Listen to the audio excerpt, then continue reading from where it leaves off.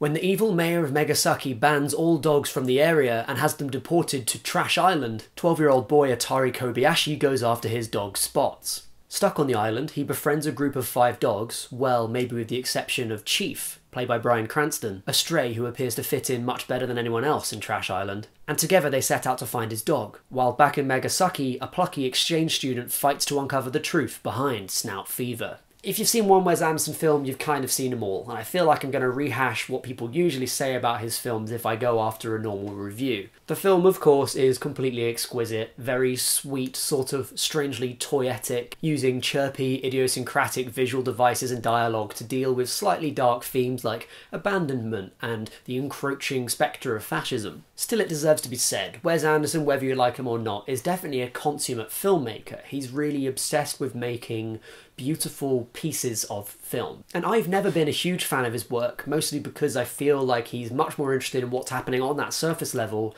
than he is in anything else, really. And that brings me on to my main topic of discussion in this quite short review. There's been some allegations of cultural appropriation against Wes Anderson for this film being set in Japan and having very few Japanese speakers kind of in the main cast. And a few other issues as well, notably that the dogs themselves speak perfect English, but all Japanese characters just speak Japanese and it's untranslated. There's no subtitles, except if there's someone interpreting in the room. It's almost bizarre to say that there's been like allegations of cultural appropriation against it, like as if there's a courtroom where people go through this kind of stuff, like Hollywood court. It doesn't really make any sense to call it allegations.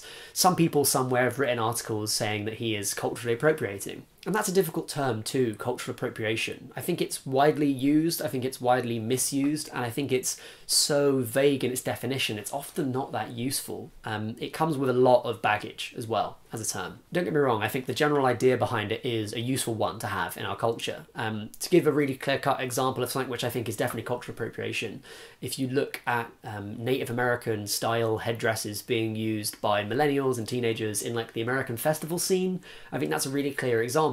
You know, here are these people who have grown up in a culture that's basically built off having gotten rid of another culture, and they're basically taking things that at least look like or are even direct facsimiles of religious artifacts from that culture without really understanding their significance, and then just using them as fancy dress, you know, in kind of like a party type environment. And that stinks. I think that's a terrible thing to do, and I don't think people should do it. That's a really clear example of somebody taking a culture that's been downtrodden and misrepresented and just using it because they like the way it looks. They're using it like they might use any other item of clothing, and I don't think that's okay. Isle of Dogs is a little bit less clear-cut, and I think there's a number of issues going on in the film that are definitely worthy of discussion around that. The best thing that you could read on this is an article by a writer called Justin Chang. I think he was writing in the LA Times. I've linked that in the description below, so please have a look at that. He has a fascinating take on it, but basically he really likes the film and he didn't feel offended by it, but he thinks it fundamentally is engaged in using Japanese culture as set dressing more than as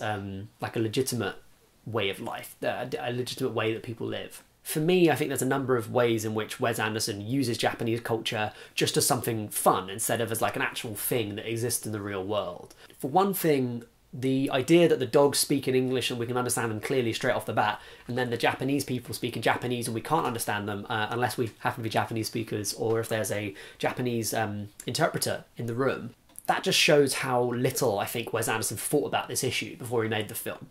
You know, he has this love of documents. There's always labels and lists and little pieces of pamphlets and stuff like that scattered throughout his films.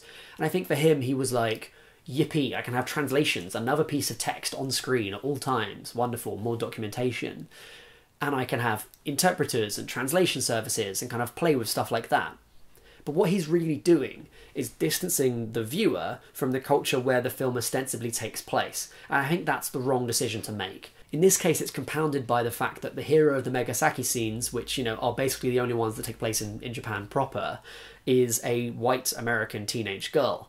And, of course, we can understand her. You know, she makes perfect sense. What we end up with is the only opportunity, really, to engage with Japanese culture, even this weird pastiche version of it that Wes Anderson has constructed for himself, taken away from us by the fact that we've got Greta Gerwig talking instead. It's just dumb. It's just really bad ideas from Wes Anderson. And the other issue is, I suppose, that all of Wes Anderson's films take place in a sort of heightened reality, right? So like Grand Budapest Hotel takes place in a sort of pastiche of former Soviet bloc countries. But in that case, it's very clear that it's not a place that actually exists. And I think they have a lot of fun with kind of those signifiers. Fantastic Mr. Fox is another one where he's kind of taken an American idiom of filmmaking and applied it to a British story set in Britain. But again, he's playing with a fairy tale Britain. Even in that case, when he does missteps, when he misrepresents, I don't feel it that severely, because there's a lot of movies that are set in Britain. There are movies that are set in Britain made by Americans, movies that are set in Britain made by British people, movies set in Britain made by people from all over the world. And also British people are throughout American TV and film. So I feel like there's kind of an equal cultural exchange there. I think viewers in the UK and the US, I can't really speak for anywhere else, often see Japan just as being Godzilla, schoolgirls, weird porn, anime, and samurais. And I think that's kind of all they have. Japan does make all that stuff. I'm a big fan of Godzilla. I like the samurai movies. I've seen quite a few anime series. But at the same time, it does have a lot of other stuff that it makes. You know, there's a wide cultural output from Japan.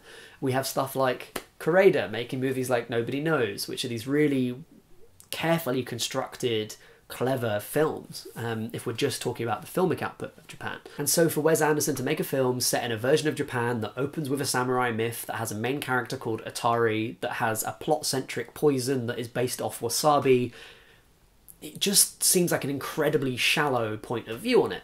I don't know that Wes Anderson did this on purpose. I don't think he has that limited a view of Japanese culture. After all, there are a lot of Japanese people who are in the film. Not as many as there could be, but quite a lot of Japanese actors are in it. And there's a Japanese kind of co-writer or someone who helped kind of come up with the idea who's also playing the mayor character in the film. So he's got quite a central role. I think it has a lot more to do with the fact that Wes Anderson's primary concern is the shallow surface layer of a film. You know, he wants things to look pretty, so he's going to use really traditional Japanese architecture. He wants things to be archetypal and easily understood, so he's going to work with samurais and robots and the word Atari, because it's the first thing that comes to his head when he thinks about Japan. And when it comes to not translating Japanese language, I think, first and foremost, he's just really happy to have a film where he doesn't have to worry about what the cast is saying on screen some of the time. He really just doesn't care about human connection, I suppose, in that sense. Which is strange, because fleetingly and sparingly in the middle of Isle of Dogs and in little bits of its core, there is a really deep emotional sort of feeling just about man and his dog, friendship. So it's a movie that I have a lot of questions about that I haven't really answered for myself yet. I recommend that you read Justin Chang's article because it explains a lot of that stuff in a lot better ways than I have. As for Isle of Dogs, yes, go see the film, it's very beautiful, but go in with a critical mind and try to understand what is and isn't sort of acceptable, I think, in our critical discourse around talking about other cultures, especially ones that aren't on screen in at least as diverse ways as we might wish they were.